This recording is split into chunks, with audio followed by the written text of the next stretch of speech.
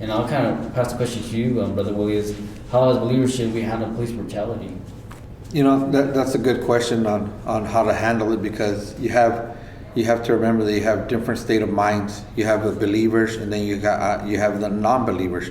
Non-believers act as the world would act, as with violence, and that's their way of responding to it. And that's why you see what you see. So it just tells you a lot of people about their, the Bible talks about how shall you know the children of God is by their fruit. Okay, well, by their fruit, God, when Jesus laid down his life, he didn't go and retaliate and burn down the caves, the little houses and that. No, he took it what he came down here for, and he put the example on how we should be. Now, Brother George was right there.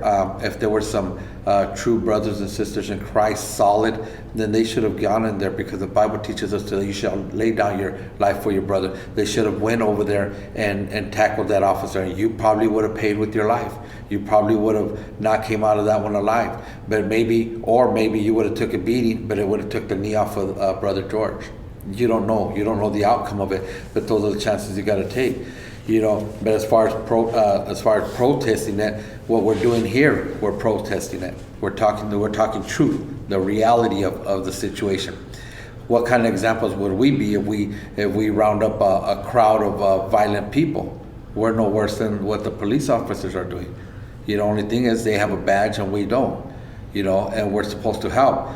First of all, we are to seek God's kingdom first and seek his presence in everything that we do, and through prayer and everything that we do that he goes before us.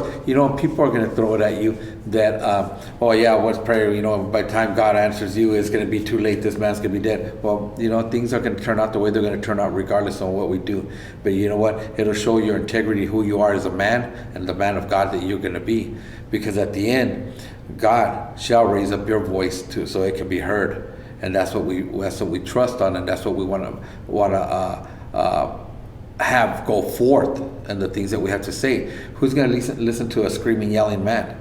Not too many people. And then because he's going to go without thoughts, he's going to go on emotion, and an emotion just lets you know your own feelings, and you're going to get other people emotion. And that's why you see everything that's going on.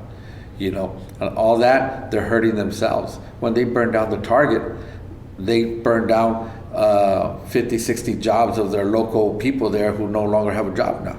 They got nowhere to go to in the morning to go work. What are they going to do now? They have to think about what they're going to do. There was a man who opened up a Subway store, poured out his whole life savings, and they just burned it to the ground. They just got, that's his whole life. So what is that man to do now? His dream was crushed because people acted in violence, and the man's over here, trying to live his dream on doing what you want to do. Protesting, there's ways of protesting too. You don't want to walk on the streets. There's peaceful protesting.